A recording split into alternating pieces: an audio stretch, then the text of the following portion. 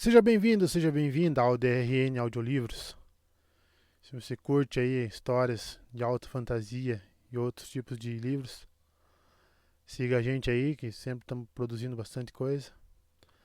Deixe suas dicas para leituras futuras, mesmo que eu não traga imediatamente, em alguma hora eu vou trazer. Se tem alguma dica de melhoria também, deixe nos comentários que a gente sempre tenta te seguir. E que 2023 seja um ano melhor para todos nós. Não esqueça de curtir e deixar o like para dar uma força pra gente no canal também aí. E vamos mergulhar nas nossas aventuras. Capítulo 24. Tempos para o ferro. A uma dúzia de léguas a leste de Eboldar, Hakens surgiram voando em meio ao amanhecer rajado de nuvens e pousaram em um longo pasto sinalizado como campo dos voadores por bandeirolas coloridas no topo de postes altos. Fazia dias que a vegetação marrom havia sido pesoteada e demarcada. Toda a graça que as criaturas tinham no ar se perdia assim que suas garras tocavam o chão em uma corrida desajeitada. Os cotos das asas coriáceas, de 30 ou mais passadas de envergadura, ainda estendidos como se o animal quisesse se alçar de novo ao céu. Tampouco havia qualquer beleza nos Haken correndo sem jeito pelo campo, batendo as asas estriadas, os voadores agachados nas celas como se quisessem pôr a fera no ar na marra, avançando em disparada até finalmente ganharem os céus aos trancos e barrancos, as pontas das asas mal evitando as copas das oliveiras ao final do terreno. Só quando ganhavam altura e se viravam na direção do sol, zarpando rumo às nuvens, era que os Haken readquiriam sua grandiosa altivez. Os voadores que pousavam nem se davam ao trabalho de desmontar. Enquanto uma pessoa em solo erguia um cesto para o Haken engolir punhados de frutas secas, um dos voadores entregava o relatório de reconhecimento para alguém mais experiente, e outro se curvava para o lado oposto para receber novas ordens de um voador veterano demais para assumir pessoalmente as rédeas com frequência.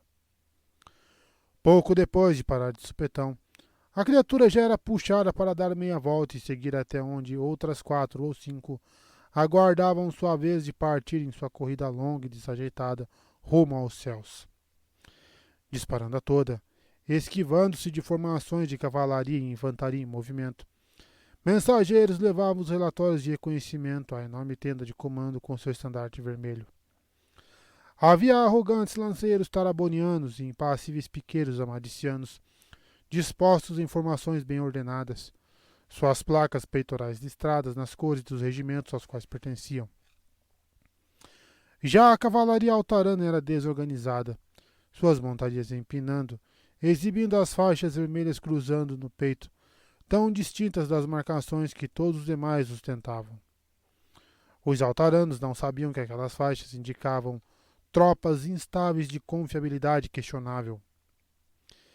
Entre os soldados Xianshan, regimentos designados, honrados e de mérito estavam representados, vindos de todos os cantos do império. Homens de olhos claros de Alcan, de pele marrom clara de Nikon, ou de pele muito preta de Koeal e Darenchar. Havia Morat Torme, em suas sinuosas montarias de escamas brônzeas, que faziam os cavalos relincharem e se agitarem apavorados, e até alguns Morat Grom, com seus animais atarracados e bicudos. Mas algo que sempre acompanhava um exército Xianshan estava notadamente ausente. As suldanhas da Mânia ainda não tinham saído de suas tendas. O capitão-general Kenar Mirage pensava bastante naquelas mulheres. Do seu assento no estrado, via com clareza a mesa com um mapa onde subtenentes em seus elmos checavam relatórios e posicionavam marcações representando as forças no campo de batalha. Havia uma pequena faixa de papel em cima de cada marcação, com símbolos pintados sinalizando o tamanho e a composição da força. Encontrar mapas decentes naquelas terras era quase impossível, mas o mapa copiado por sobre a grande mesa era suficiente. E, pelo que indicava, era preocupante. Discos pretos para os postos avançados invadidos ou dispersados. Eram discos demais, pontilhando toda a metade oriental das montanhas Venir. Triângulos vermelhos, representando os comandos em deslocamento, marcavam a área ocidental em mesma quantidade, todos apontados de volta na direção de Eboldar. E, espalhados em meio aos discos pretos, havia 17 discos brancos. Viu um jovem oficial vestido marrom e o negro dos Morat Torm posicionar cuidadosamente um 18º. Forças inimigas. Podia ser que um ou outro fosse o mesmo grupo avistado 2 vezes, mas a maioria estava longe demais um do outro, ou o momento dos avistamentos não batia. Ao longo das paredes da tenda, escribas trajando casacos marrons simples identificados apenas no colarinho pela insígnia de sua patente entre os escreventes, aguardavam em suas escrivaninhas, canetas em punho, que Mirage desse as ordens que eles copiariam para serem distribuídas. Ele já tinha dado as ordens que podia. Havia mais ou menos 90.000 soldados inimigos nas montanhas, quase o dobro do que ele poderia reunir ali, contando inclusive os recrutas nativos. Era gente demais para ser verdade, não fosse o fato de que olheiros não mentiam. Mentirosos tinham a garganta cortada por seus colegas. Gente demais e brotando do solo feito vermes no Senj de Jor.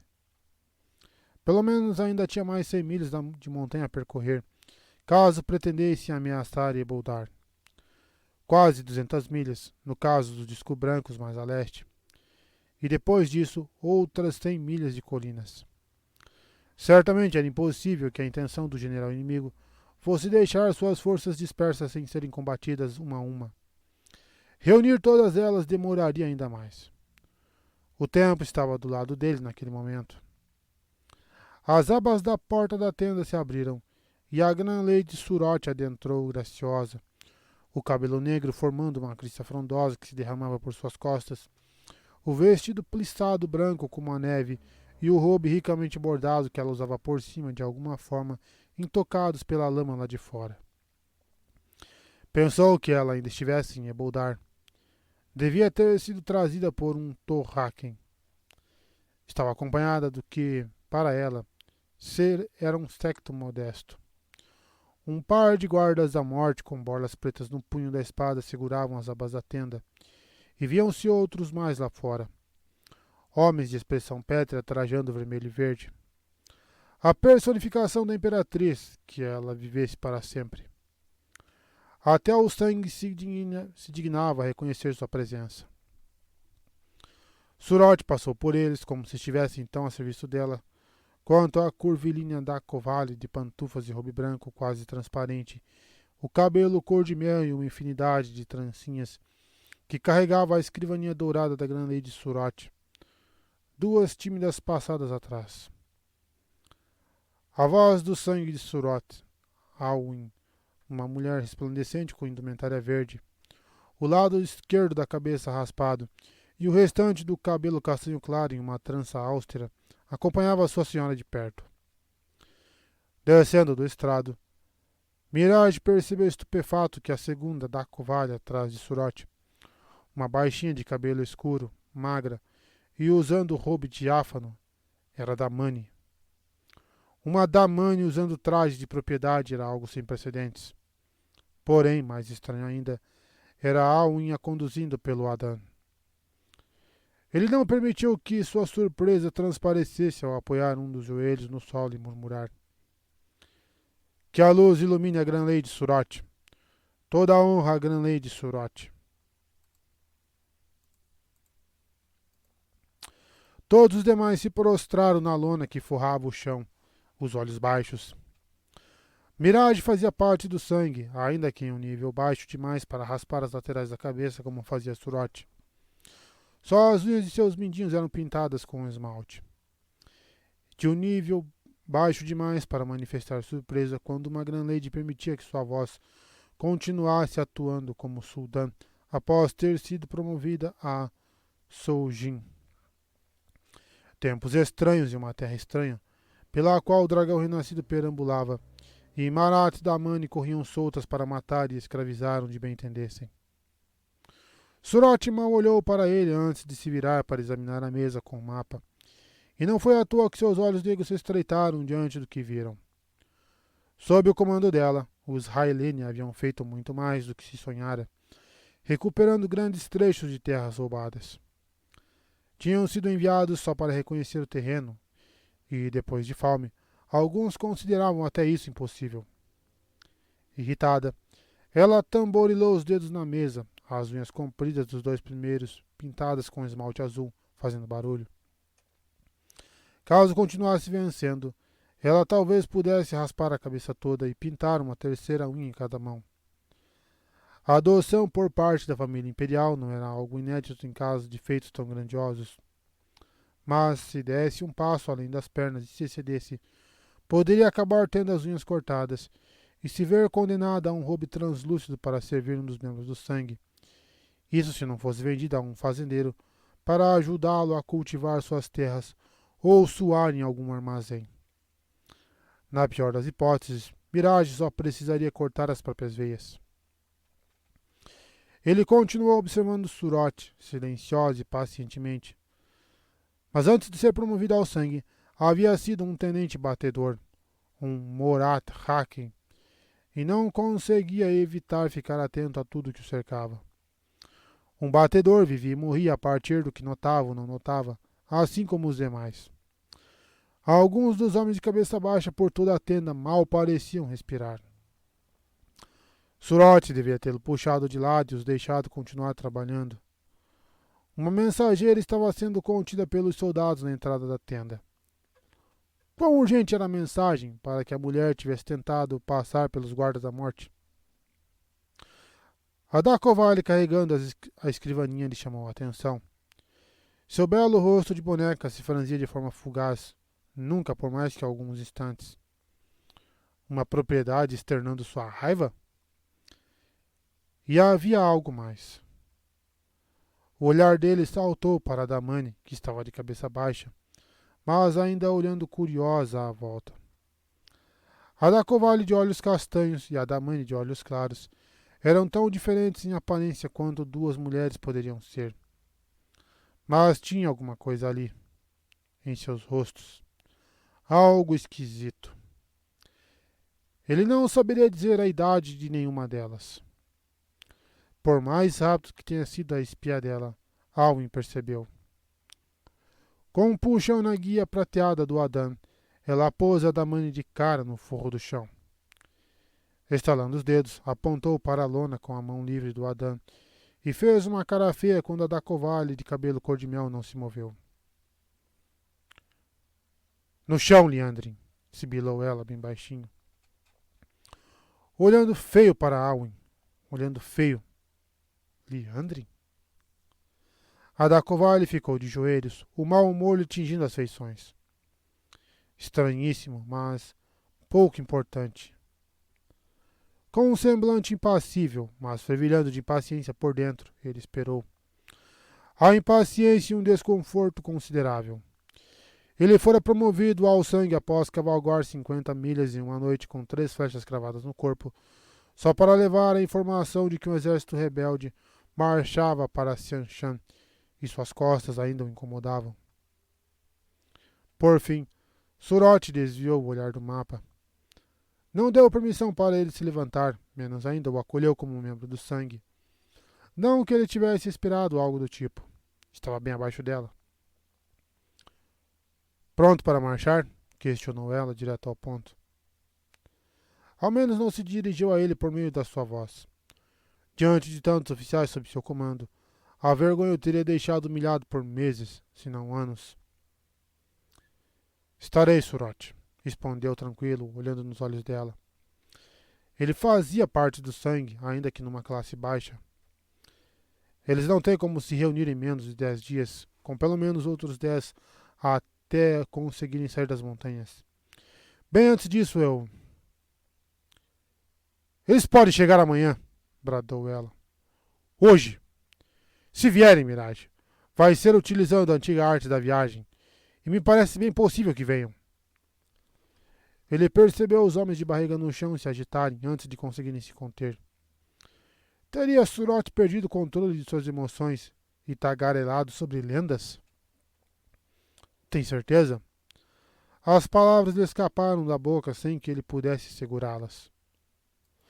Antes, Mirage só achara que Surot tinha perdido o controle. Os olhos da mulher flamejaram. Ela apertou a barra do roubo florido, as juntas dos dedos já brancas e as mãos tremendo. Está duvidando de mim? Rosnou ela, incrédula. Só lhe digo que tenho meus informantes. E Mirage se deu conta de que ela estava tão furiosa com essas fontes quanto com ele. Se eles vierem, talvez seja com uns 50 daqueles Ashaman de nome pomposo, mas não mais que 5 ou 6 mil soldados. Parece que nunca houve mais que isso, a despeito do que dizem os voadores. Mirage aqueceu devagar. Ter 5.000 homens se movendo por meio do poder único explicava muita coisa. Quais eram as fontes dela para saber esses números com tanta precisão? Ele que não seria tolo de perguntar. Surot sem dúvida tinha ouvidores e inquiridores a seu serviço, vigiando-a também. 50 Ashaman. Só de pensar em um homem canalizando ele tinha vontade de cuspir de nojo. Os boatos diziam que eles vinham sendo reunidos em todas as nações pelo dragão renascido, o tal Hand Altor. Mas Mirage nunca imaginara que pudessem ser tantos assim. Dizia-se que o dragão renascido sabia canalizar. Podia até ser verdade, mas tratava-se do dragão renascido. As profecias do dragão eram conhecidas em Xianshan desde antes de Luther Paendrag ter dado início à consolidação. Em uma versão adulterada, dizia-se, bem diferente da versão autêntica que Luther Paendrag trouxe. Mirage tinha visto vários volumes impressos de O Ciclo de Karaeton naquelas terras, e todos também adulterados. Nenhum mencionava que ele servia ao trono de cristal, mas mesmo assim as profecias dominavam os corações e as mentes dos homens. Não eram poucos os que torciam para que o retorno não tardasse, para que aquelas terras fossem reconquistadas antes de Tarmon-Gaidon, para que o dragão nascido pudesse vencer a última batalha, para a glória da Imperatriz, que ela vivesse para sempre. Claro que a Imperatriz iria querer que Altor fosse enviado a ela, para que pudesse ver que tipo de homem lhe servia. Uma vez que ele se curvasse a ela, não haveria qualquer dificuldade com Altor. Poucos conseguiam se livrar do deslumbramento que sentiam ao se ajoelhar diante do trono de cristal, da sede de obedecer que deixava a língua seca. Pah! Monarquista dos infernos. Mas parecia óbvio que enfiar o sujeito em um navio seria mais fácil, caso fosse possível adiar o abate dos Ashaman. E eles, sem dúvida, teriam de ser abatidos. Até o momento em que Altor já estivesse no meio da travessia do Oceano de Arit, a caminho de se andar. Mirage percebeu com um sobressalto que tudo isso o levava de volta ao problema que vinha tentando evitar. Não era homem de se esquivar das dificuldades, menos ainda de ignorá-las cegamente, mas aquela situação era diferente de tudo que já havia enfrentado. Lutar em dezenas de batalhas com os dois lados usando Damani e sabia como era. Não era só uma questão de atacar usando o poder. De alguma forma, Suldan experientes eram capazes de ver o que as Damani ou as Manat Damani estavam fazendo, e as Damani comunicavam às outras para que elas também pudessem se defender. Será que as Suldan também conseguiam ver o que um homem fazia? Pior. Vai me passar as Suldan em Damani? Questionou ele. A contragosto, ele respirou fundo e acrescentou. Se elas ainda estiverem doentes, a luta vai ser rápida e sangrenta, para o nosso lado. O que gerou um novo burburinho entre os homens que aguardavam de cara no chão. Muitos dos boatos no acampamento eram sobre a doença que confinara as Suldan e as Damani às suas tendas. A reação de Alwyn foi bastante explícita, com um olhar furioso, muito impróprio para uma Soujin. A Damani se encolheu de novo e começou a tremer na mesma hora. Estranhamente, a da Kovali de cabelo cor de miel também se retraiu.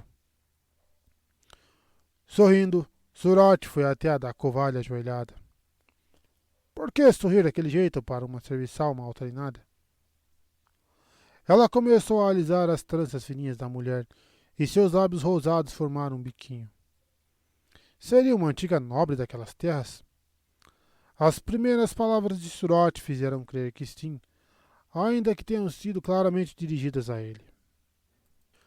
Pequenos equívocos causam pequenos estragos. Grandes equívocos causam grandes e dolorosos estragos.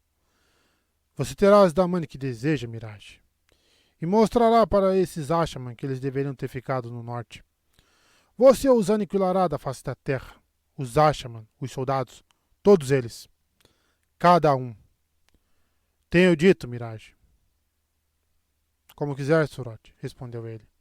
Eles serão destruídos, cada um. Não havia nada mais que pudesse dizer naquele momento, mas gostaria que ela tivesse respondido se as soldanhas da Mani ainda estavam doentes.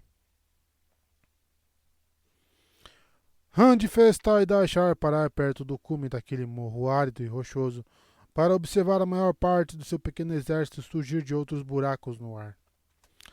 Agarrava-se com firmeza à fonte verdadeira, tanta que ela parecia tremer sob seu domínio. Tomado pelo poder, as pontas afiadas da coroa de espadas lhe espetando as têmporas aparentavam estar ao mesmo tempo mais pontiagudas do que nunca e muito distantes. O frio da manhã tanto mais intenso quanto imperceptível. As feridas que nunca cicatrizavam na lateral do corpo eram uma dor tênue e distante. Lewis Terry parecia ofegante e inseguro. Ou assustado, talvez. Depois de ter chegado tão perto da morte, na véspera, talvez ele não quisesse mais morrer. Na verdade, ele nem sempre queria morrer. A única invariável naquele sujeito era o desejo de matar. Só que, com bastante frequência, isso incluía matar a si mesmo. Em breve, vai haver matança suficiente para qualquer um, pensou Rand. Luz. Os últimos 6 dias foram de dar náuseas até num abutre. Tinham sido só 6 dias? A repulsa, no entanto, não o acometeu. Ele não permitiu. Lewis Terry não respondeu. Sim, eram tempos para quem tinha coração de ferro e estômago também. Ele se curvou por um instante para tocar no pacote comprido enrolado em um pano que se encontrava debaixo do couro do estribo. Não. Ainda não era a hora. Talvez nunca fosse a hora. A incerteza bruxuleava pelo vazio, talvez junto a algo mais. Ele esperava que nunca fosse a hora. Incerteza, sim, mas o outro sentimento não era medo. Não era. Metade dos morros baixos do entorno era coberta de oliveiras pequenas e retorcidas salpicadas pela luz do sol, onde lanceiros já cavalgavam junto às fileiras para garantir que o terreno estivesse seguro. Não havia nenhum sinal de trabalhadores naqueles pomares, nenhuma casa de fazenda ou qualquer prédio à vista. A poucas milhas a oeste, os morros eram mais escuros, arborizados. Abaixo de Rand, emergindo em filas em trote, legionários se puseram em formação, seguidos por um quadrado irregular composto por voluntários ilhanenses agora alistados na legião. Assim que suas fileiras se alinharam, eles se afastaram em marcha para abrir caminho para defensores e companheiros. A maior parte do solo parecia ser barro, e tanto botas quanto cascos derrapavam na fina camada de lama. Incrivelmente, porém, só se via uma ou outra nuvem no céu, branca e límpida. O sol era uma bola amarelo clara, e nada maior que um pardal voava ali no alto. Da Shiva e Flynn estavam entre os homens segurando portões, assim como Adley, Hopewell, Moore e Narishma. Algumas aberturas se encontravam fora da vista de Rand, por trás das curvas dos morros. Seu desejo era que todos atravessassem o mais rápido possível e, exceto por uns poucos soldados que vigiavam os céus, todos os homens de casaco negro que já não estavam fazendo reconhecimento da área estavam mantendo uma tessitura. Até Gedwin e Rochaid, embora infelizes a respeito, fazendo cara feia um para o outro e também para Rand. Ele achava que os dois estavam desacostumados a fazer algo tão comum, quanto segurar um portão para outras pessoas atravessarem. Bashir galopou morro acima, absolutamente tranquilo em seu baio atarracado. Seu manto estava solto às costas, apesar da friagem da manhã, não tão gelada quanto nas montanhas, mas ainda um clima invernal. Ele fez um meneio casual para a Naiela e a Ilil, que lhe devolveram olhares indiferentes. Bashir abriu um sorriso não muito cordial por entre o generoso bigode, que parecia um par de chifres curvado para baixo. Tinha tantas dúvidas quanto Rand a respeito daquelas mulheres, e as duas sabiam disso, ao menos no que se referia a Bashir. Desviando logo o olhar do saldaeano, a Naiela voltou a alisar a crina do capão. A Ilil segurava as rédeas rigidamente. A dupla não se afastara muito de Rand desde o incidente no cume, ambas chegando a armar suas tendas a pouca distância da dele na noite anterior. Bem adiante deles, em uma encosta de vegetação rasteira marrom, Den-Harad se moveu para examinar os comandados das duas nobres, dispostos em formação atrás dele, e logo voltou a observar Rand.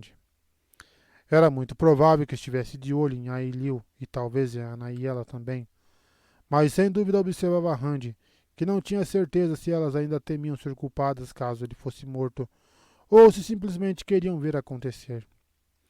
Sua única certeza era que, se elas quisessem mesmo vê-lo morto, não lhes daria chance. Quem sabe os desejos de uma mulher? Lewis Terry deu uma risadinha irônica. Parecia estar em um de seus estados de espíritos mais sãos. A maioria das mulheres não dá a mínima para coisas que um homem mataria para possuir. E mataria você por coisas para as quais um homem não daria a mínima. Rand o ignorou. O último portão em seu campo visual se dissipou. Os Ashman montados em seus cavalos estavam longe demais para ele afirmar com segurança se algum deles ainda agarrava Saidin. Mas, contanto que ele ainda agarrasse, pouco importava. O desajeitado da Shiva tentou montar rápido e quase caiu 2 vezes antes de conseguir se aprumar na cela. A maior parte dos homens de casacos negros à vista começou a cavalgar para o norte ou para o sul. O restante dos nobres se reuniu depressa com Bashir na encosta logo abaixo de Rand, os de maior escalão e os mais poderosos ficando à frente, após algum empurra-empurra aqui e ali, quando a precedência era incerta. Tiher e Marcolin mantiveram seus cavalos mais à margem, em lados opostos do grupo de nobres, semblantes cautelosamente inexpressivos. Podiam até dar conselhos, mas ambos sabiam que as decisões finais recaíam sobre os outros. O Eiramon abriu a boca em um gesto pomposo, sem dúvida para dar início a mais um discurso magnânimo a respeito da glória que era acompanhar o dragão renascido. Sunamon e Torian, acostumados à eloquência do sujeito e com poder suficiente para não tomar tanto cuidado perto dele, puxaram as rédeas de suas montarias ao mesmo tempo e se puseram a conversar baixinho. O rosto de Sunamon estava incomunemente solene, e Torian parecia pronto para discutir por qualquer coisa, a despeito das faixas de cetim vermelho nas mangas do casaco. Bertome, com seu queixo quadrado e alguns outros cairrianos, não estavam nem um pouco quietos, uns gargalhando das piadas dos outros. Todos já estavam fartos das declamações histriônicas de Weiramon. A expressão carrancuda de Simaradrid, no entanto, se acentuava a cada olhar para Ailil e a Naiela. Ele não gostava nem um pouco de as duas ficarem tão próximas de Rand, especialmente sua compatriota, de modo que sua amargura talvez tivesse mais motivos que a verborragia de Weiramon. "Há mais ou menos 10 milhas daqui", disse Rand bem alto. "Cerca de 50.000 homens estão se preparando para marchar." Eles estavam cientes disso, mas as palavras atraíram todos os olhares e silenciaram todas as bocas. Weiramon calou a sua com desgosto. O sujeito realmente adorava o som da própria voz. Repuxando as barbas pontudas oleadas, Gwydion e Maracon sorriram de expectativa, os tolos. Semaradrid parecia ter comido uma tigela inteira de ameixas estragadas. Gregorin e os 3 lordes do Conselho dos 9 que o acompanhavam só expressavam uma determinação sombria. Não eram tolos. Os batedores não viram nenhum sinal de Suldan ou Damani, prosseguiu Rand. Mas, mesmo sem elas e mesmo com os Ashaman, é um número suficiente para matar muitos de nós, caso alguém se esqueça do plano. Só que ninguém vai se esquecer, tenho certeza. Nada de ataque sem ordens desta vez. Ele deixara isso claro como vidro e firme feito pedra. E nada de sair correndo só porque alguém pensou ter visto alguma coisa. O Eramon abriu um sorriso que conseguiu ser mais oleado do que Sunamon seria capaz. Ao seu modo, era um plano simples. Eles avançariam a oeste em 5 colunas, todos com Ashaman, e tentariam investir contra o Xianshan por todas as direções ao mesmo tempo. Ou mais perto disso que fosse possível. Planos simples eram os melhores. Bashir insistia. Se uma ninhada de leitões gorduchos não te satisfaz, se precisa mesmo correr para o mato para encontrar a porca velha, não invente muita moda, senão é ela que vai estripar você, resmungara ele. Nenhum plano sobrevive ao primeiro contato, retrucou Lewis Terry na mente de Randy. Por um momento, ainda pareceu lúcido. Por um momento. Tem algo errado, rugiu de repente. Sua voz foi ganhando intensidade e se transformou em uma gargalhada incrédula e enfurecida. Não pode estar errado, mas está. Algo esquisito. Algo errado. Correndo, saltando, tremendo. As risadas viraram choro. Não pode ser. Eu devo estar louco.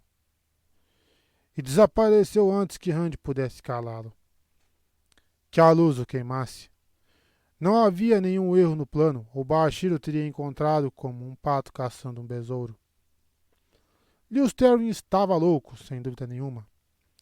Mas, contanto que Randy Altor permanecesse são, seria uma piada amarga demais para o mundo se o dragão renascido enlouquecesse antes da última batalha sequer ter início. Tomem seus lugares, ordenou ele com um aceno do cetro do dragão. Foi preciso conter a vontade de rir daquela piada. O grande contingente de nobres se espalhou ao comando de Randy, todos se atrapalhando e resmungando conforme se organizavam. Poucos aprovaram a forma como ele os dividira. Quaisquer barreiras que tivessem sido quebradas com o choque do primeiro combate nas montanhas havia se erguido de novo quase de imediato. O Eramon franziu o senho por conta do discurso não proferido, mas após uma mesura floreada que apontou sua barba para Randy tal qual uma lança, saiu cavalgando rumo ao norte pelos morros, seguido por Kiril Drapanius, Pertome, Dorecin e vários lordes cairrienos menores, todos impassíveis por terem um taireno acima deles. Gedwin ia ao lado de Weiramon, quase como se o comando fosse dele, o que lhe valeu contundentes olhares que o homem fingiu não perceber. Os outros grupos eram igualmente misturados.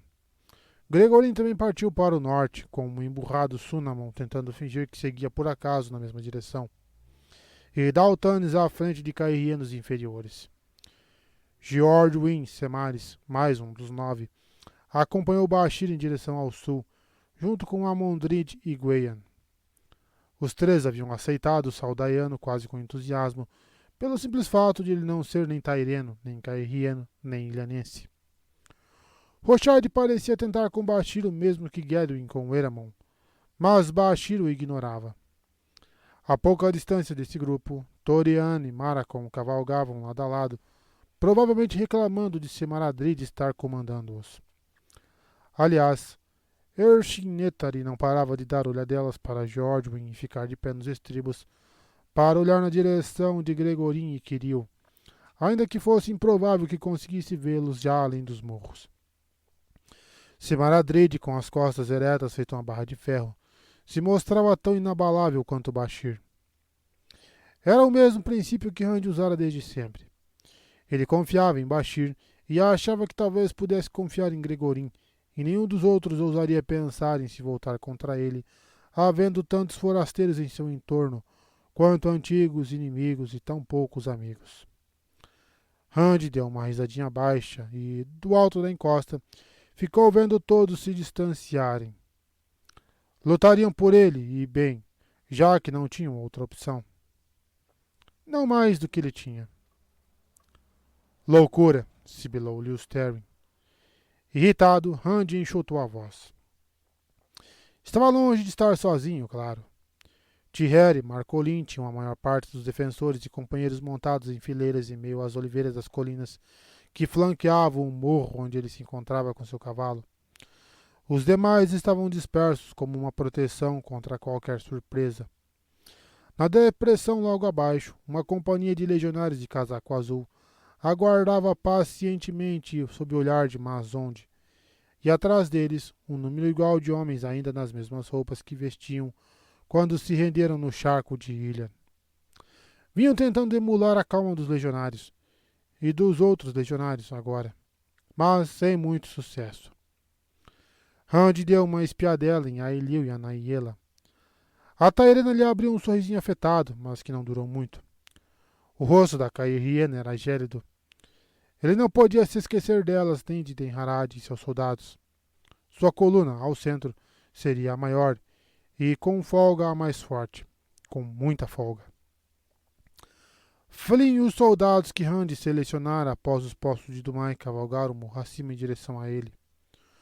O velho calvo vinha sempre à frente, embora todos, menos Adley e Narishma, agora usassem tanto o dragão quanto a espada, e da Shiva tivesse sido o primeiro a receber a insígnia.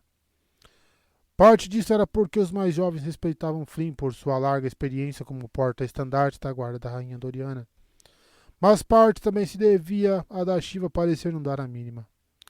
Os outros homens pareciam apenas diverti-lo. Isso quando ele parava de falar sozinho e encontrava algum tempo livre. O mais comum era o sujeito mal se dar conta do que não acontecia bem diante de seu nariz. Por esse motivo, foi até um choque quando Dashiva enfiou as botas desajeitadamente nos flancos de sua montaria para passá-la na frente dos demais. Aquele rosto comum, de semblante quase sempre vago ou pensativo, trazia um senho franzido de preocupação. E foi mais que um choque quando ele agarrou Saidin assim que alcançou Randy e teceu uma barreira em torno dos dois para protegê-los de ouvidos curiosos. Lewis Terry não gastou saliva. Se é que uma voz desencarnada tinha saliva, com resmungo sobre matanças. Pulou para a fonte com grunhidos ininteligíveis, tentando arrancar o poder de Randy, e tão de repente quanto, caiu em silêncio e grunhiu. Tem alguma coisa errada com o Saidin aqui. Algo estranho, afirmou Dashiva, soando nem um pouco distraído. Na verdade parecia preciso e mal-humorado. Um professor repreendendo um aluno particularmente obtuso. Chegou até a cutucar Randy com o dedo em riste. Não sei o que é. Nada é capaz de distorcer Saidin, e, se fosse o caso, teríamos sentido lá nas montanhas. Bem, havia alguma coisa lá ontem, mas tão sutil que... Só que aqui eu sinto claramente. Saidin está agitado. Eu sei, Saidin não está vivo, mas aqui está pulsando. É difícil controlar. Randy forçou sua mão a afrouxar a pegada no cetro do dragão. Sempre tivera certeza que Dashiva estava quase tão louco quanto o próprio Lewis Terry. Em geral, no entanto, o sujeito mantinha a melhor compostura, por mais precária que fosse. Estou canalizando há mais tempo que você, Dashiva. Você só está sentindo mais a mácula. Ah, mas não está mesmo. Randy não conseguiu atenuar o tom de voz. Luz. Ele ainda não podia enlouquecer, e os outros também não. Vá para o seu lugar. Partiremos em breve. Os batedores deveriam voltar em breve. Mesmo naquele território mais plano, mesmo limitados ao que estava ao alcance da vista, 10 milhas seriam percorridas rapidamente viajando. Dashiva não fez qualquer menção de obedecer. Em vez disso, abriu a boca com raiva para então torná-la a fechá-la. Visivelmente trêmulo, respirou fundo. Sei muito bem há quanto tempo você está canalizando, rebateu com uma voz gélida, quase desdenhosa. Mas tenho certeza de que até você consegue sentir. Sinta, homem. Em se tratando de Saidin, não gosto de nada estranho. E não quero morrer nem me exaurir por conta da sua cegueira. Veja minha proteção. Veja. Randy o encarou. Da Shiva avançando daquele jeito já era bastante peculiar, mas da Shiva se exaltando? Então ele olhou para a proteção. Olhou mesmo. Os fluxos deveriam estar tão firmes quanto os fios de uma lona. Eles vibravam. A proteção permanecia sólida como deveria, mas os fios individuais do poder tremelociam em mínimos movimentos. Mor dissera que Saidin estava estranho perto de Eboldar e em 100 milhas em torno da cidade. No momento, eles estavam mais perto que isso. Randy se obrigou a sentir Saidin. Estava sempre ciente do poder. Qualquer outra coisa diferente disso significava a morte ou algo pior. Mas tinha se acostumado com aquele esforço. Era uma luta pela vida, mas uma luta que se tornara tão natural quanto a própria vida. O esforço era a vida. Ele se forçou a sentir aquela batalha, sua vida. Um frio de fazer uma pedra se despedaçar e virar pó. Um fogo de fazer a mesma pedra evaporar em um instante. Uma imundície de fazer uma fossa podre cheirar como um jardim no auge da florada. E uma sensação, como algo se debatendo em seu punho. Não era um latejar como o que sentira em Shadar Logoth quando a mácula de Saidin ressoara com o mal daquele lugar e Saidin pulsara no mesmo ritmo. A vilania ali era forte, mas estável. Era o próprio Saidin que parecia cheio de correntes e ímpetos. Agitado, nas palavras de Dashiva, e Randy conseguia entender por quê. Em costa abaixo, atrás de Flynn, Mor passava a mão no cabelo e olhava sobressaltado à volta. Flynn alternava entre se agitar no alto da cela e afrouxar a espada na bainha. Narishma, vigiando o céu de olho em criaturas voadoras, piscava excessivamente. O músculo se contraía no maxilar de Adley. Cada um deles demonstrava algum sinal de nervosismo, e não era para menos. Randy foi tomado pelo alívio. Não era loucura, afinal de contas. Dashiva sorriu, um sorriso torto e satisfeito. Não acredito que você não tinha percebido. Sua voz tinha um tom quase de sarcasmo. Você está agarrando Saidin praticamente dia e noite desde que começamos essa expedição maluca. Esta é uma proteção simples, mas que não queria se formar, e então se firmou como se pulasse das minhas mãos. O rasgo azul prateado de um portão girou e se abriu no alto de um dos morros desmatados a meia milha a oeste. Um soldado atravessou puxando seu cavalo e o montou, retornando da exploração do terreno. Mesmo à distância, Randy conseguiu identificar o bruxulear tênue das tessituras, rodeando o portão antes de desaparecerem. O cavaleiro ainda nem chegara ao pé da colina quando um outro portão se abriu no cume, e então um terceiro, um quarto, e mais um atrás do outro, quase não dando tempo de um homem sair da frente do outro. Mas se formou, disse Randy, assim como os portões dos batedores. Saidin pode estar difícil de controlar, mas sempre é assim, e ele sempre faz o que você quer. Mas por que ali estava mais difícil? Uma pergunta para outro momento. Luz. Queria que Harry de Fel ainda estivesse vivo. O velho filósofo talvez tivesse uma resposta. Volte para junto dos outros, Dashiva, ordenou. Mas o homem ficou encarando-o estupefato. E Randy teve que repetir a ordem antes de o sujeito deixar a proteção se esvanecer, dar meia volta com o cavalo sem fazer nenhuma saudação e cutucar o animal com os calcanhares para fazê-lo voltar a descer em costa. Algum problema, Milord Dragão? Indagou a Naiela com afetação. Ailil apenas o encarava com um semblante inexpressivo. Ao ver o primeiro batedor indo em direção a Randy, os outros se dispersaram para o norte e para o sul, onde poderiam se juntar às demais colunas. Localizá-las à moda antiga seria mais rápido do que procurar por meio dos portões. Puxando as rédeas diante de Randy, Nalan bateu com o punho no peito.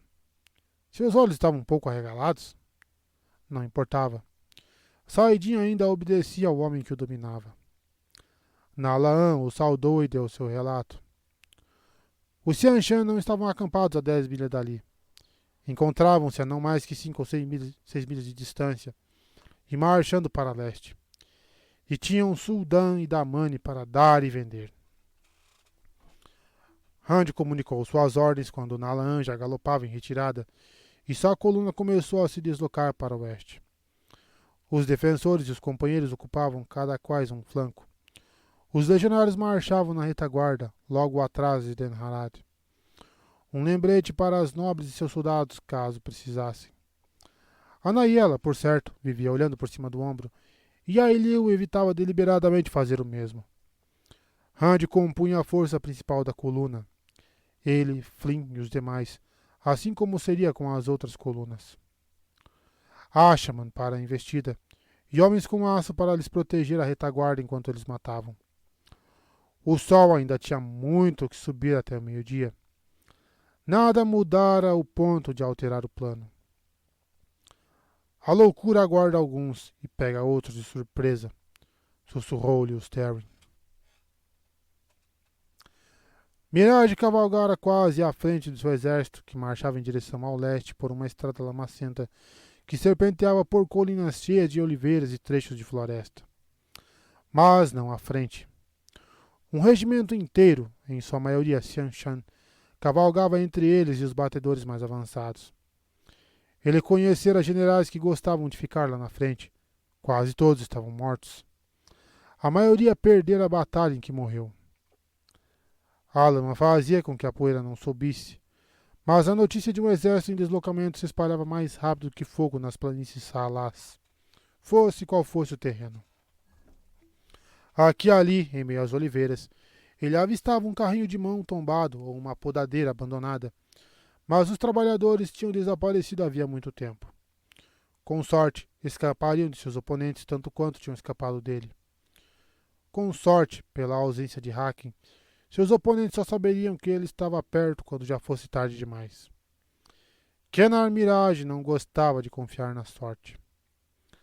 Além de suboficiais prontos para produzir mapas ou copiar ordens e de mensageiros apostos para levá-las, ele viajava acompanhado apenas de Abaldar Yulan, um homem pequeno bastante para fazer seu capão marrom comum parecer imenso, mas de personalidade forte, com as unhas dos mindinhos pintadas de verde e uma peruca preta para esconder a calvície.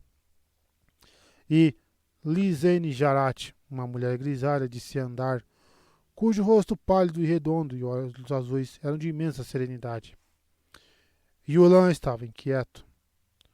O capitão do ar de Mirage era um homem de pele retinta que vivia emburrado com as regras que raramente permitiam que pusesse a mão nas rédeas de um hack. Ultimamente. Mas no momento seu senho estava tão franzido que parecia lhe marcar os ossos. O céu estava limpo, em condições perfeitas para os Haken, mas, por ordem de Surot, nenhum dos seus voadores sairia naquele dia e local. Havia muito poucos Haken com os Hailene para arriscá-los sem necessidade.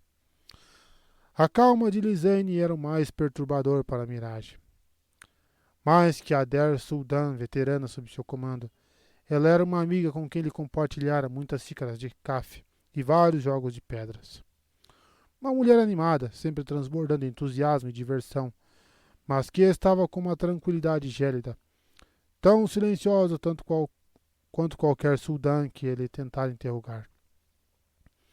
Ao alcance dos olhos, 20 Damani flanqueavam os cavaleiros, cada qual caminhando ao lado da montaria de sua Suldan.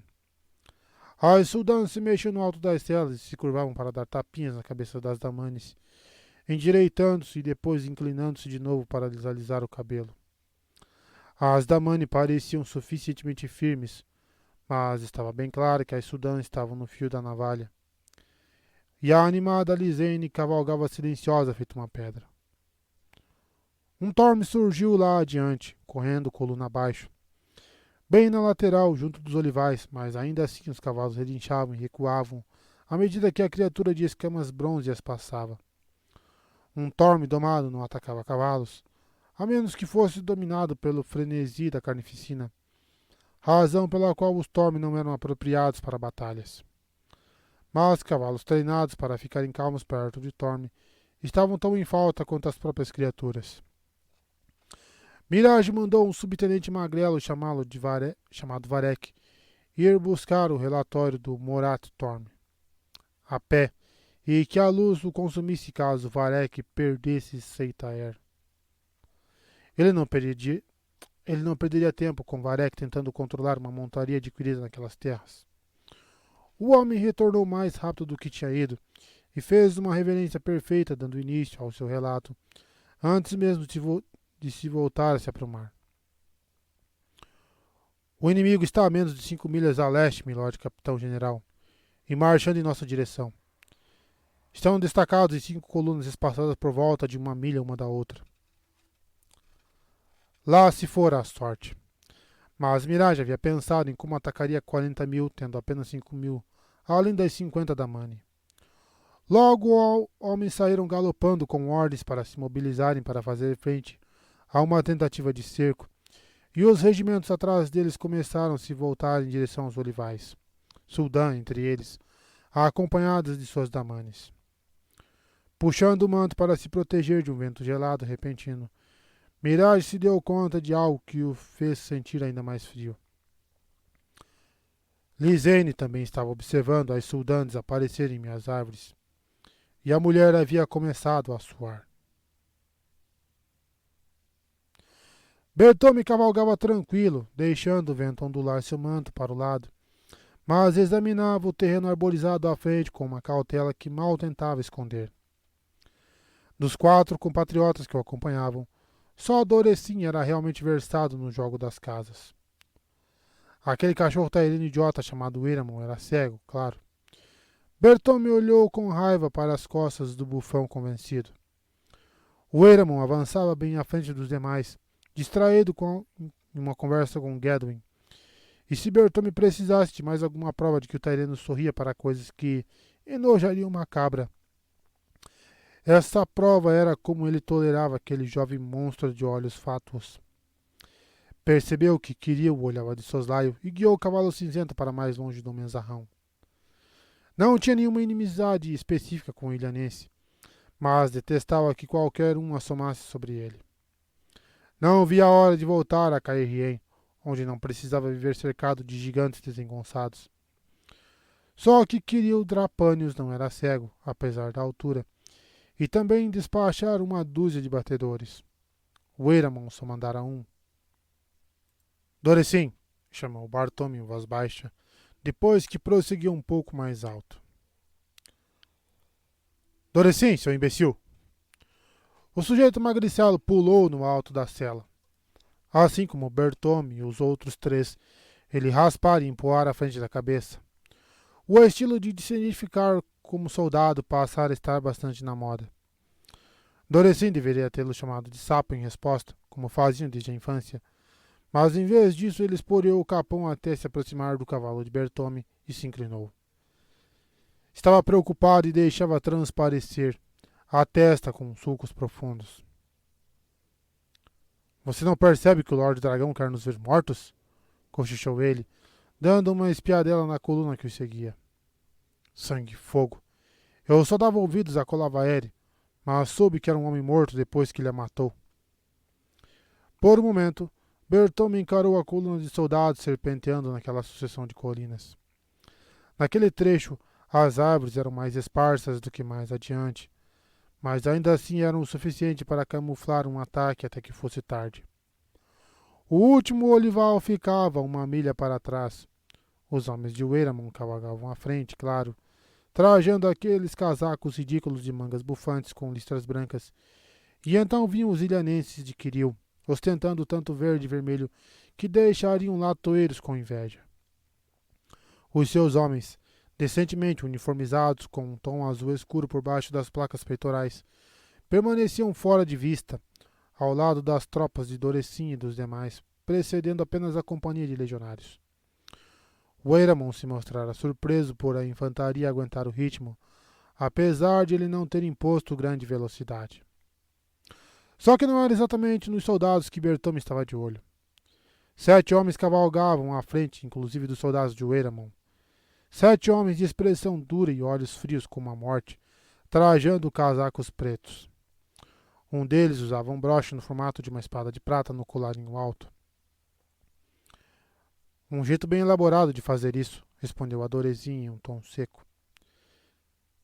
E duvido que Altor teria mandado esses camaradas virem conosco se quisesse apenas nos enfiar em um moedor de linguiça.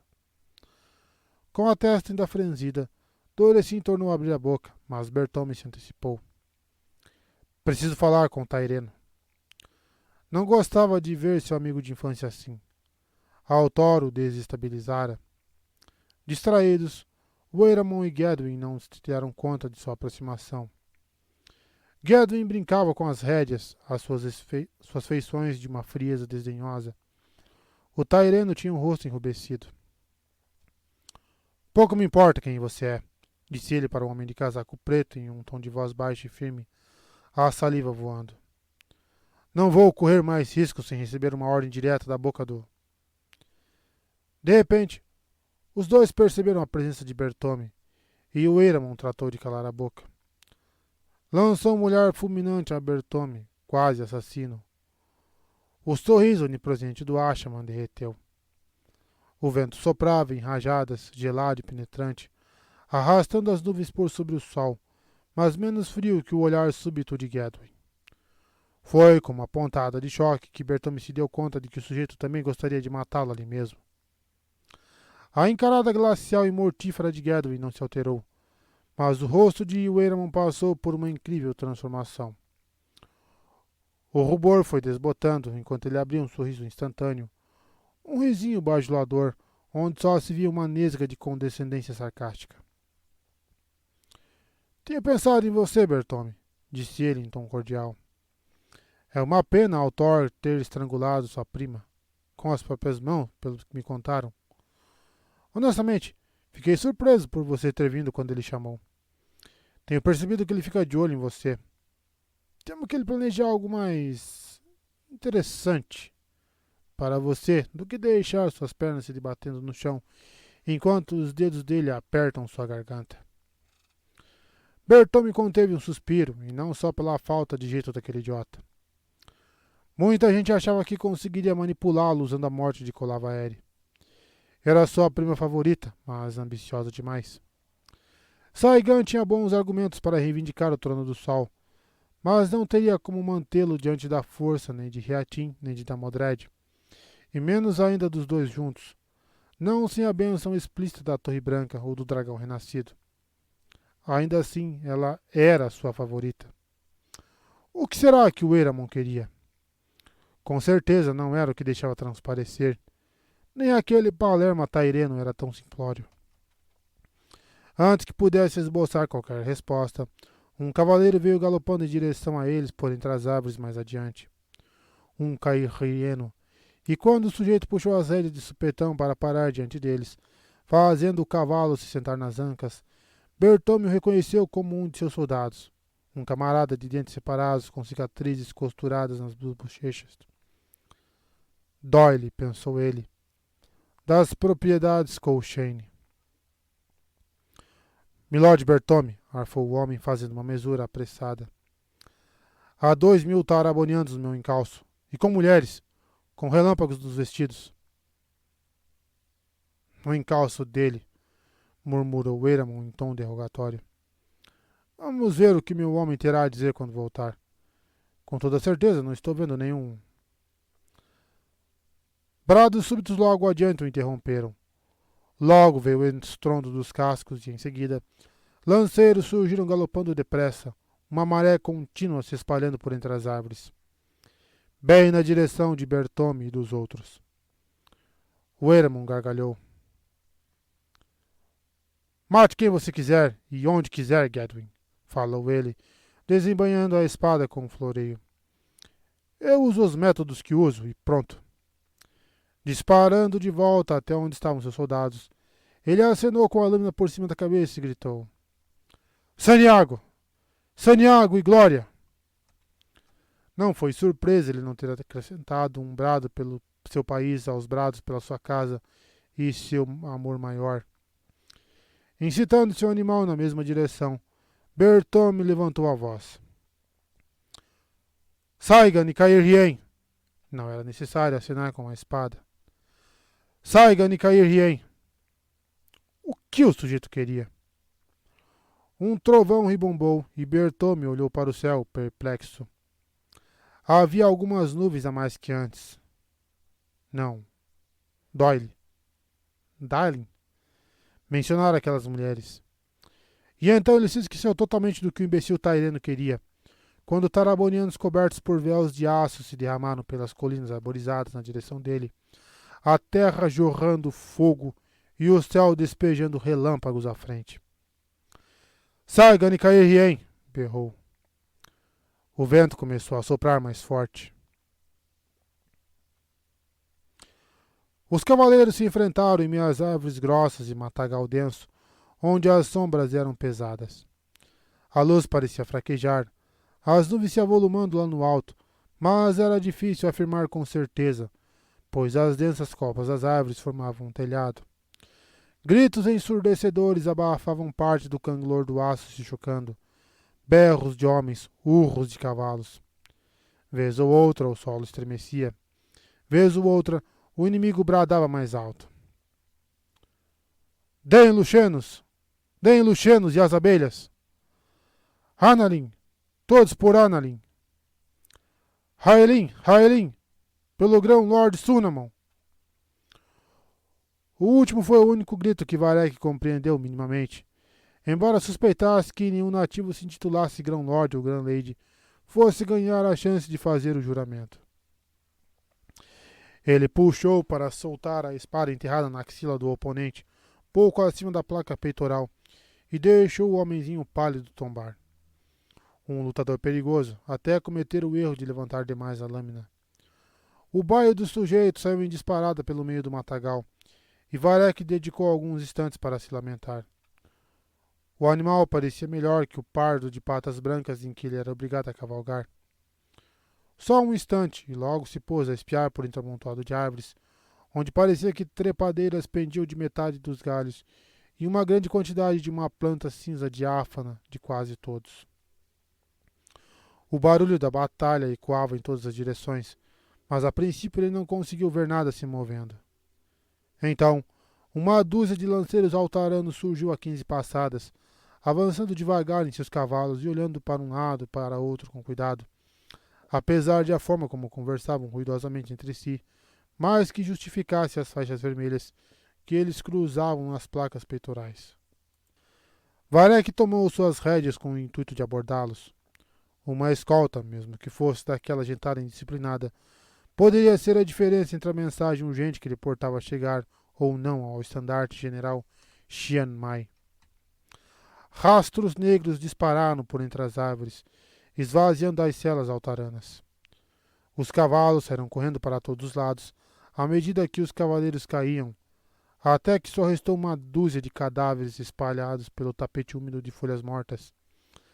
Ao menos uma flecha de besta despontando de cada um deles. Nada se movia. Varek sentiu um calafrio involuntário. De início, aquela infantaria de casaco azul parecia um alvo fácil, sem piques para resistir na retaguarda. Mas eram soldados que nunca se expunham, escondendo-se por trás de árvores em declives do terreno. Não foram o pior. Depois do recuo frenético para os navios, em Falme, ele tivera a certeza de que presenciara a pior cena que poderia haver. O exército que sempre vence batendo em retirada. Porém, nem meia hora havia se passado, e ele já tinha visto 100 tarabonianos encararem um único homem de casaco negro. 100 lanceiros contra um, e os tarabonianos haviam sido despedaçados. Literalmente despedaçados. Homens e animais explodindo tão rápido que não dava para contabilizar. A carnificina prosseguira após os tarabonianos se virarem para fugir, e continuar até que não houvesse mais nenhum deles à vista. Talvez de fato não fosse pior do que ter o solo entrando em erupção sob seus pés, mas pelo menos as Damani costumavam deixar restos suficientes para que a vítima fosse enterrada. Ele fora informado pelo último homem com quem conseguira falar naquela mata, um veterano compatriota grisalho que liderava 100 piques amadicianos, que Xiamai se encontrava naquela direção. Mais adiante, ele avistou cavalos desmontados amarrados a árvores e também homens a pé. Talvez eles lhe dessem mais detalhes, e ele diria umas poucas e boas para aqueles homens por estarem ali parados enquanto uma batalha era travada. Quando se aproximou deles, Varek se esqueceu da bronca. Encontraram o que estava procurando, mas não exatamente o que queria encontrar. Uma dúzia de cadáveres muitíssimo queimados jazia em fila. Um deles, o rosto de pele marrom clara intacto. Ele reconheceu como sendo Xian Mai. Os homens de pé eram todos tarabonianos, amadicianos e altaranos. Um ou outro também estava ferido. A única Xian Shan era uma sultã de cara amarrada, consolando uma Damani aos prantos. O que aconteceu aqui? Questionou Varek. Não achava que fosse do feitio daqueles Ashman deixar sobreviventes. Talvez a sultã tivesse oferecido resistência. Uma loucura, milord.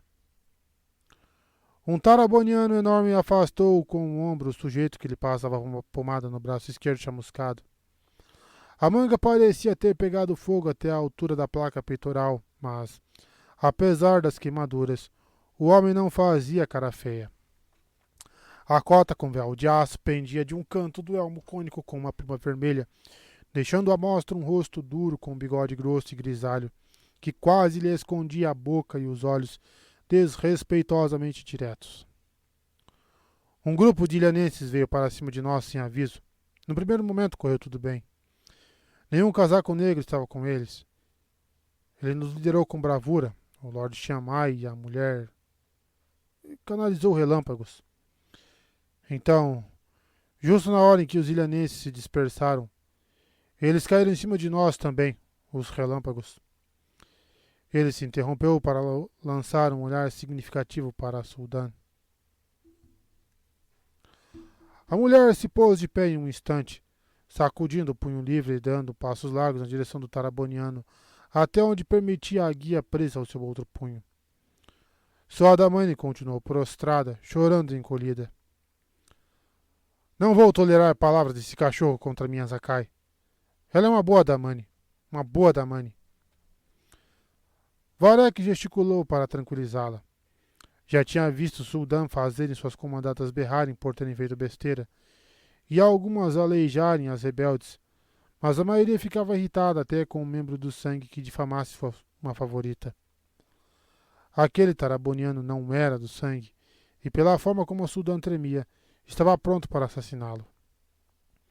Tivesse o homem externado a acusação ridícula que deixara implícita, Varek acreditava que ela talvez o tivesse matado ali mesmo.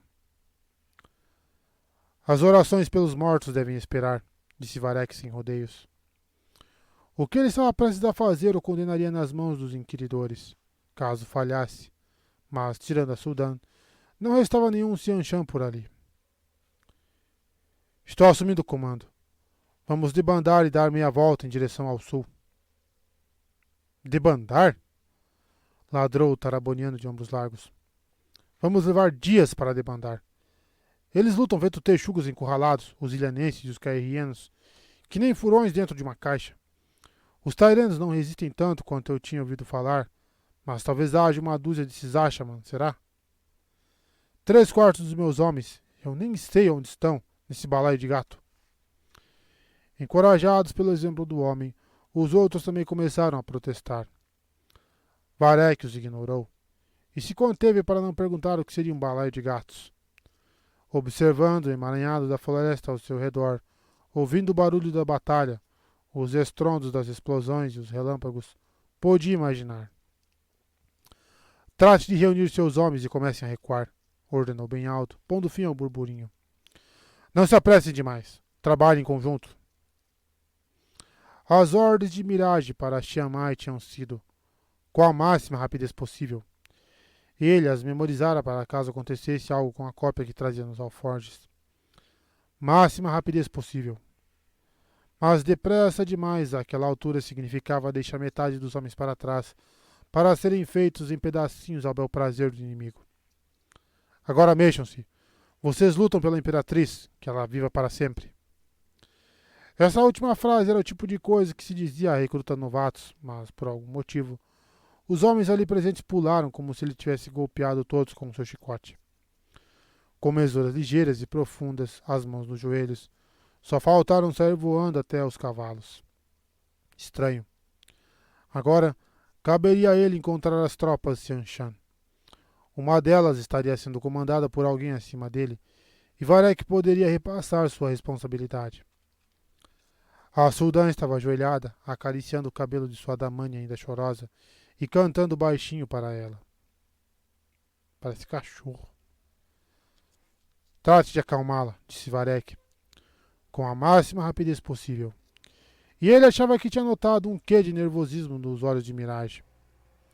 O que poderia deixar Kenar Mirage nervoso? Acho que vamos depender de vocês, Suldan, no sul. Mas por que aquelas palavras deixaram a mulher pálida? Bashir se encontrava logo dentro da linha das árvores e, por detrás das barras do elmo, o que via o deixava com o cinto franzido. Seu baio afocinhou seu ombro. Para se proteger do vento, ele mantinha um manto bem junto ao corpo. Mas, para evitar qualquer movimento que pudesse atrair olhares do que por conta do frio, embora estivesse gelado. Em Saldaia, não passaria de uma brisa primaveril, mas os meses na terras do sul o haviam amolecido. Brilhando forte por entre nuvens cinzentas que vagavam depressa, o sol ainda se mostrava um pouco antes do meio-dia, e bem à frente dele. O fato de se começar uma batalha olhando para o oeste não significava que terminaria assim. Bashir tinha diante de si uma imensa pastagem onde rebanhos de cabras pretas e brancas se fartavam distraidamente da vegetação seca, como se uma batalha não estivesse sendo travada ao redor delas. Como é que não viraram carne ainda? Não que houvesse algum sinal da batalha por ali, por enquanto. Um homem podia virar um trapo digno de uma boneca de pano cruzando aquele prado. E nas árvores, fossem florestas, olivais ou bosque, nem sempre se avistava o inimigo antes de já estar em cima dele, como ou sem batedores. Se é para atravessar, resmungou Gwen, passando a mãozona na careca. Vamos logo. Pela luz, estamos perdendo tempo. A Mondrid tratou de fechar a boca. Era bem provável que o cairriano de cara redonda feito a lua estivesse a ponto de opinar a mesmíssima coisa.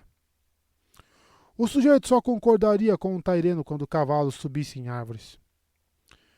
George Winsemares bufou. Deveria ter deixado a barba aquecer para esconder aquele queixo fino que fazia sua cabeça parecer a lâmina de uma foice. No caso, eu digo para darmos a volta. Já perdi homens demais para essas damanhas amaldiçoadas pela luz e... Ele se interrompeu com uma olhadela desconfortável na direção de Rochaide.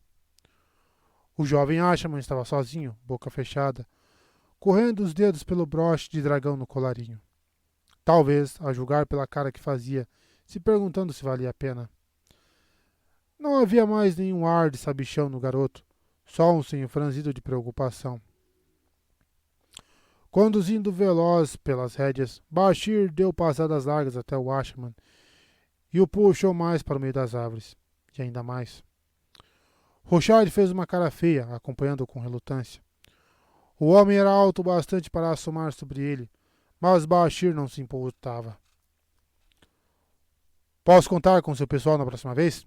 Questionou, puxando com irritação o bigode. Sem atrasos. Rochard e seus camaradas pareciam responder com cada vez mais lentidão, quando se viam diante de Damani. Eu sei o que estou fazendo, Bashir, grunhiu Rochard. Não os estamos matando em número suficiente, na sua opinião? Até onde consigo ver, praticamente terminamos. Bashir assentiu devagar. Não em concordância com a última afirmação. Ainda restavam bastante soldados inimigos, quase que por todos os lados onde se examinasse bem. Mas boa parte deles estava morta. E ele planejara seus movimentos com base no que estudara sobre as guerras dos Trollocs, quando era raro que as forças da luz chegassem perto do número de soldados que tinham de enfrentar. Investir pelos flancos e fugir. Investir pela retaguarda e fugir. Investir e fugir e, quando o inimigo perseguisse, dar meia volta no terreno escolhido de antemão, onde os legionários já aguardavam com suas bestas, virar-se e atacar até que chegasse a hora de fugir de novo, ou até o inimigo ceder. Só naquele dia, ele já fizera Tarabonianos, Amadicianos, Altaranos e os tais Tianshan com suas armaduras estranhas cederem. Tinha visto mais inimigos mortos do que em qualquer confronto desde a nevasca sangrenta. Mas, se contava com os Ashman, o outro lado tinha aquelas da Mani. Um terço dos seus saldaianos jazia morto ao longo das milhas para trás. Somando tudo, quase metade de suas tropas estava morta, e ainda havia mais Xianshan por aí, com suas malditas mulheres, além de Tarabonianos, Amadicianos e Altaranos. Não paravam de aparecer, outros mais chegando assim que ele dava fim aos anteriores, e os Ashman se mostravam cada vez mais hesitantes. Pulando na cela de Veloz, ele voltou para onde se encontravam Georgiwin e os demais. Vamos dar a volta, ordenou, ignorando tanto os meneios de Georgiwin quanto as carecas de Gwen e Amondrit. Tripliquem o número de batedores. Quero avançar firme, mas sem tropeçar em nenhuma da Mani. Ninguém riu. Rochard reunira os outros 5 Ashman à sua volta, um com um broche de espada prateada no colarinho, o resto sem. Havia mais 2 com colarinhos vazios quando eles partiram de manhã, mas... se os Ashman sabiam matar, as Damanes também sabiam. Gesticulando irritado com os braços, ele parecia estar discutindo com os homens. Estava com o rosto vermelho, enquanto os outros expressavam confusão e teimosia. Bashir só esperava que Rochard conseguisse evitar que todos desertassem. O dia já tinha sido custoso demais, sem acrescentar o problema de ter aquele tipo de homem solto por aí. Garoava. Rand franziu o senho para as nuvens negras que se avolumavam no céu, já começando a obscurecer um sol fraco a meio caminho do horizonte distante. Era uma garoa no momento, mas, assim como as nuvens, a chuva engrossaria. Irritado, ele voltou a examinar o território à sua frente. A coroa de espadas lhe espetava as têmporas. Com o poder a preenchê-lo, o terreno se mostrava nítido tal qual um mapa, apesar do mau tempo. Nítido bastante, pelo menos. Uma sucessão de colinas, umas cobertas de moitas ou oliveiras, outras apenas com grama ou pedras de mato. Ele pensou ter visto movimento junto a um bosque, depois de novo entre as fileiras de um olival, em uma outra colina a 1 milha do bosque. Pensar não bastava. Homens mortos jaziam ao longo das milhas que haviam ficado para trás, inimigos mortos. Mulheres mortas também. Ele sabia, apesar de ter se mantido bem longe de onde quer que Suldan e Damani tivessem morrido, recusando-se a ver seus rostos. A maioria achava que era por ódio daquelas que tinham matado tantos seus seguidores. Tai-Dai Shar saltitou uns passinhos no alto do morro antes de Rand acalmá-lo com a mão firme e a pressão dos joelhos. Que bom seria se uma Suldan avistasse o movimento dele. As poucas árvores em volta não conseguiam esconder muita coisa. Vagamente se deu conta de que não reconhecia nenhuma delas. Tai-Dai Shar agitou a cabeça. Rand enfiou o cetro do dragão nos alforjes, deixando para fora só a ponta entalhada do cabo, com a intenção de ficar com as 2 mãos livres caso o capão teimasse. Poderia aliviar o cansaço do animal com Saidin, mas não sabia como usar o poder para fazê-lo obedecer. Não entendia de onde o capão tirava tanta energia. Saidin o preenchia, borbulhava dentro dele, mas seu corpo, que ele sentia tão distante, queria vergar de cansaço. Parte disso se devia ao mero volume de poder que manuseara naquele dia. Parte era o esforço de lutar contra Saidin para fazê-lo se comportar como desejado. Saidin sempre precisava ser conquistado, forçado, mas nunca fora daquele jeito. As feridas parcialmente cicatrizadas, nunca curadas. Na lateral esquerda de seu corpo estavam em agonia. A mais antiga parecendo uma broca tentando perfurar o vazio. A mais recente, um incêndio de chamas vivas. Foi um acidente, Milord Dragão, falou Adler de repente. Eu juro que foi. Cale a boca e preste atenção, rebateu Rand bruscamente. Os olhos de Adley baixaram por um momento para as rédeas que trazia nas mãos, e então ele tirou o cabelo úmido do rosto e levantou a cabeça em sinal de obediência. Naquele dia, naquele lugar, controlar Saidin estava mais difícil do que nunca. Mas deixá-lo escapar a qualquer momento, em qualquer lugar, podia significar a morte. Adley deixara escapar, e homens haviam morrido em rajadas de fogo descontroladas. Não apenas os amalicianos em quem ele estivera mirando, mas quase 30 soldados de Ailiu e quase tantos quantos de Anaiela.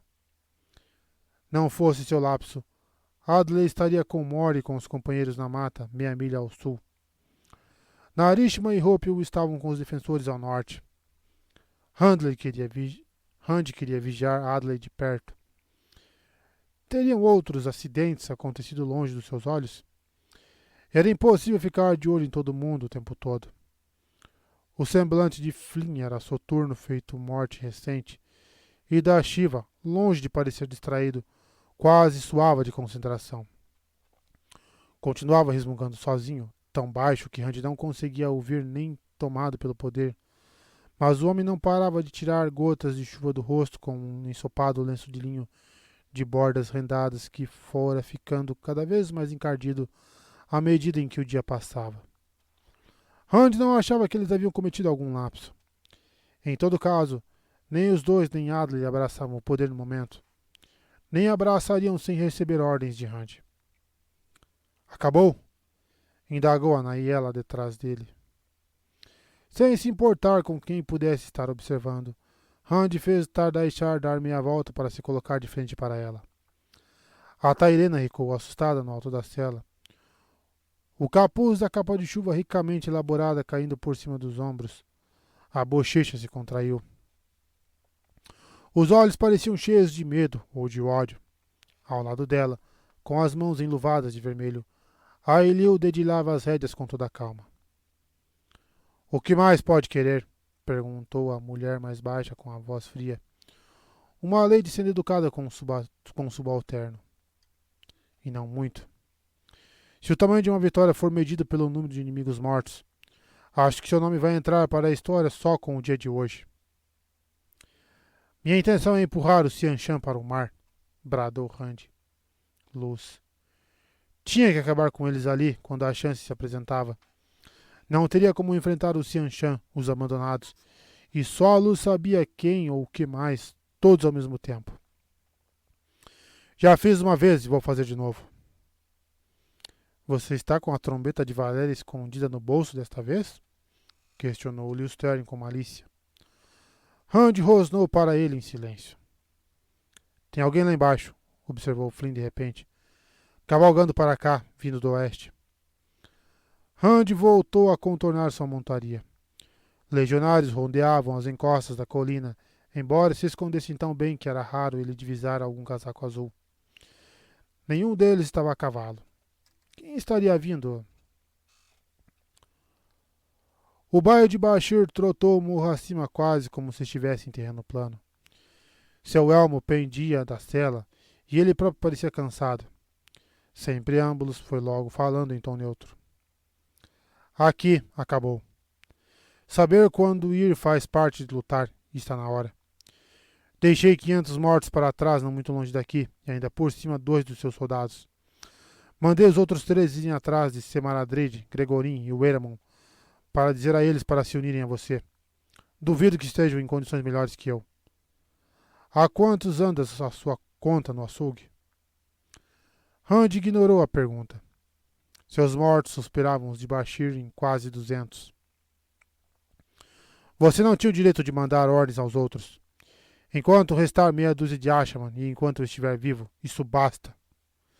Pretendo encontrar o restante do exército Xianshan e destruí-lo, Bashir. Não vou deixar que eles acrescentem altar a Tarabon e a Amadícia. Com uma risada seca, Bashir correu o nó do dedo pelo bigode grosso. Você quer encontrá-los? Procure por ali. Com a mão enluvada, ele varreu o ar na direção das colinas a oeste. Não tenho como apontar um local específico, mas há uns 10 ou talvez 15 mil deles perto o bastante para ver daqui, se aquelas árvores não estivessem atrapalhando. Tive que dançar com o tenebroso para passar por eles sem ser visto e chegar até você. Talvez haja umas 100 da Mani lá embaixo, ou mais, e virão outras com certeza, e mais homens também. Parece que o general deles decidiu se concentrar em você. Imagino que Ser Taverém não seja sempre só queijos e cervejas. Se eles estiverem por lá. Randy correu os olhos pelas colinas. A chuva a apertara. Onde tinha visto o movimento? Luz, ele estava cansado. Saidinho golpeava. Inconscientemente, tocou no pacote embrulhado debaixo do couro do estribo. A mão se afastou involuntariamente. 10 mil ou até 15 mil. Assim que seu Maradrid chegasse, Gregorin e o Eramon. Mais importante, assim que o resto dos Ashman chegasse. Se eles estiverem ali, é ali que vou destruí-los, Bashir. Vou atacar por todos os lados, como tínhamos planejado desde o início. Com o senho franzido, Bashir trouxe seu cavalo para ainda mais perto, até seu joelho quase encostar no de Randy. Flynn afastou sua montaria, mas Adley estava concentrado demais olhando em meio à chuva para dar atenção a algo tão perto. E da Shiva, ainda enxugando o rosto, sem parar, os encarava com um óbvio interesse. Bashir baixou a voz a um murmúrio. Você não está pensando direito. Esse era um bom plano no começo, mas o general deles pensa rápido. Ele se espalhou para enfraquecer nossos ataques antes que pudéssemos partir para cima deles, dispersos em marcha. Mesmo assim, impusemos um alto custo a ele, ao que parece, e agora ele está juntando tudo. Você não vai pegá-lo de surpresa. Ele quer que partamos para cima.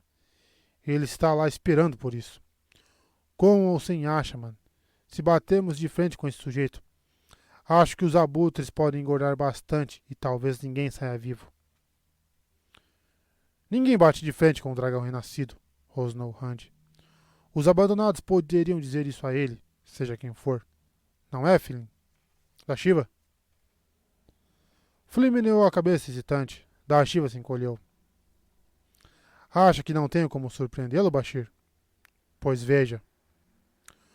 Com um puxão para soltar o comprido embrulho, Randy arrancou o pano que o recobria e ouviu arfadas quando os pingos de chuva reluziram em uma espada aparentemente feita de cristal.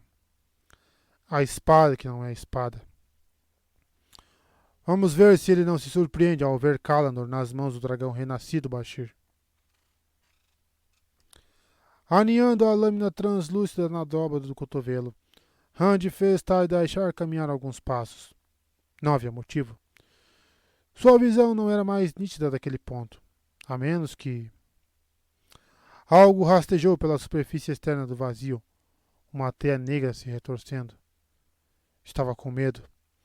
Na última vez em que ele usara Kalandor, em que realmente a usara, tentara fazer os mortos voltarem à vida. Na época, tivera certeza de que podia fazer o que quisesse, absolutamente qualquer coisa. Como um louco se achando capaz de voar. Mas ele era o dragão renascido. Ele podia fazer qualquer coisa. Já não havia provado isso repetidas vezes? Ele buscou a fonte por meio da espada que não é a espada. Saidin pareceu saltar para dentro de Kalandor antes que ele tocasse a fonte através dela. Do cabo à ponta, a espada de cristal cintilou com uma luz branca. Se antes ele se achara preenchido pelo poder, agora abraçava mais do que 10 homens conseguiriam, sem auxílio, talvez 100, nem sabia quantos. O fogo do sol foi-lhe causticando a mente. O frio de todos os invernos e todas as eras devorando seu coração. Naquela torrente, a mácula era como todas as pilhas de estrume do mundo se esvaziando na sua alma. Saidin ainda tentava matá-lo, tentava arrasá-lo, incinerá-lo, congelá-lo, cada pedaço do seu corpo. Mas ele lutava e vivia por mais um instante, depois mais outro e outro. Ele queria rir. Podia fazer qualquer coisa. Uma vez, empunhando Kalandor, ele criara uma arma que procurara crias das sombras por toda a pedra de Tear, aniquilando-as com relâmpagos caçadores onde quer que estivessem, correndo ou se escondendo. Certamente haveria algo do tipo a se usar contra os inimigos ali. Mas quando invocou Lewis Terry, a única resposta foram lamúrias angustiadas, como se aquela voz incorpórea temesse a dor de Saidin. Com Kalandor resplandecente em sua mão, ele não se lembrava de ter erguido a lâmina acima da cabeça. Rand fitou as colinas onde seus inimigos se escondiam. Estavam cinzentas agora, a chuva apertando, além das densas nuvens negras bloqueando o sol. O que ele havia dito a Eagan Padros? Eu sou a tempestade, sussurrou, mas soou como um grito em seus ouvidos, um rugido. E ele canalizou. Acima, as nuvens fervilharam. As que eram negras como fuligem viraram à meia-noite, o coração da meia-noite. Ele não sabia o que estava canalizando. Isso era comum, apesar dos ensinamentos de Asmodean. Talvez Lustern o estivesse guiando, a despeito do choro. Fluxos de Saidin giraram pelo céu. Vento, água e fogo. Fogo. O céu realmente despejou relâmpagos. 100 raios caindo de uma vez. Centenas, fachos bifurcados azuis branquiçados, caindo até onde a vista alcançava. Nossa, que massa! As colinas à frente explodiram. Algumas se partiram sob a torrente de relâmpagos como formigueiros sendo chutados. Chamas irromperam nas moitas, as árvores se transformando em tochas sob a chuva, o fogo avançando pelos pomares de oliveiras. Foi quando algo golpeou com força, e ele se deu conta de que estava se levantando do chão. A coroa caíra da cabeça. Kalandor, porém, continuava ardendo em sua mão. Vagamente, percebeu que Tadaishar se reerguia, tremendo. Então eles pretendiam contra-atacar? Erguendo Kalandor bem alto, ele gritou para todos ouvirem. Venham atrás de mim se tiverem coragem. Eu sou a tempestade. Venha se ousar, Shaitan. Eu sou o dragão renascido. 1000 relâmpagos crepitantes desceram das nuvens. Mais uma vez algo o atingiu. De novo, ele lutou para ficar de pé. Kalandor, ainda reluzindo, jazia uma passada de sua mão estendida. O céu se despedaçava em raios. De repente, Rand percebeu que o peso em cima dele era Bashir, que o homem o sacudia. Devia ter sido ele quem o atirara no chão. Pare com isso! Berrou o Saldaiano. Seu rosto estava tomado pelo sangue que escorria de um talho no cocuruto. Você está nos matando, homem! Pare! Rand virou a cabeça e um único olhar atônito foi o bastante. Relâmpagos lampejavam por todo o seu entorno, em todas as direções. Um raio golpeou a encosta oposta, onde se encontravam o Denharad e os soldados, fazendo emergir gritos de homens e cavalos. A Naiela e a Ilil estavam a pé e buscavam inutilmente aquietar as montarias que empinavam, reviravam os olhos e tentavam se soltar das rédeas. Flynn estava curvado por cima de alguém não muito longe de um cavalo morto com as pernas já enrijecidas. Rand largou o Saidin.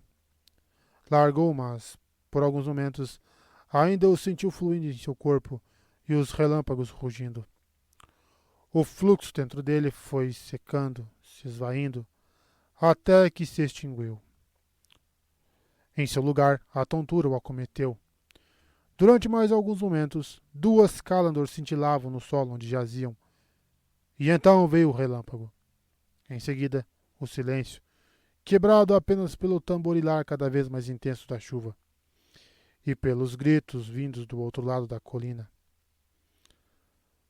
Bashir se levantou devagar de cima dele e Rand se pôs de pé sem auxílio, com as pernas bambas e piscando conforme sua visão voltava ao normal. O Saldaiano observava como se estivesse diante de um leão raivoso, os dedos no punho da espada. A Naiela deu uma única olhada em Rand de pé e caiu desmaiada. Seu cavalo saiu disparado, as rédeas soltas. Ailill, ainda lutando contra as empinadas do seu animal, se limitou a uma olhadela para Rand. Por ora, ele deixou Callandor ficar onde estava. Não tinha certeza se ousava apanhá-la. Ainda não. Sacudida a cabeça, Flynn se endireitou sem falar nada, enquanto Rand cambaleava até ele. A chuva caía sobre seus olhos, agora cegos, de Jonan Adley, esbugalhados como em que pavor. Jonan tinha sido um dos primeiros. A gritaria no outro lado da colina parecia singrar a chuva. Rand se perguntou quantos mais. Dos defensores? Dos companheiros? Dos... Um temporal denso feito um cobertor escondia as colinas onde o exército Xianxian se encontrava. Será que sequer os ferira atacando a esmo? Ou será que eles ainda estavam lá, esperando com suas damane? Esperando para ver quantos mais do seu próprio pessoal ele faria o favor de matar? Monte a guarda que você achar necessária, disse Rand para Bashir. Sua voz soava como ferro. Um dos primeiros. Seu coração era puro ferro. Quando o Gregorinho e os outros chegarem, vamos viajar o mais rápido possível para onde as carroças estão aguardando. Bashir assentiu sem dar um pio e se afastou sob a chuva. Perdi, pensou Rand com um ar sombrio. Sou o dragão renascido, mas pela primeira vez perdi. De repente, Lewis Terry irrompeu furioso dentro dele, as piadinhas já esquecidas. Eu nunca fui derrotado, rosnou. Sou o Senhor da Manhã. Ninguém pode me derrotar. Rand ficou sentado à chuva, virando a coroa de espadas nas mãos e olhando para Callandor caída na lama. E deixou Lewis Terry vociferar. A Baldar Yulan chorava, grato pela chuvarada que disfarçava as lágrimas de suas bochechas. Alguém teria de dar a ordem. Em algum momento, alguém teria de se desculpar com a imperatriz, que ela vivesse para sempre. E antes disso, talvez, com Suroth. Contudo, não era por causa disso que ele chorava, nem por um camarada morto. Rasgando bruscamente a manga do casaco, depositou-a sobre os olhos fixos de Mirage, para que a chuva não os molhasse. Transmitam as ordens de retirada, ordenou Yulan, e então viu os homens à sua volta se agitando. Pela segunda vez naquele litoral, o exército que sempre vence havia sofrido uma derrota acachapante, e Yulan não achava que fosse o único chorando.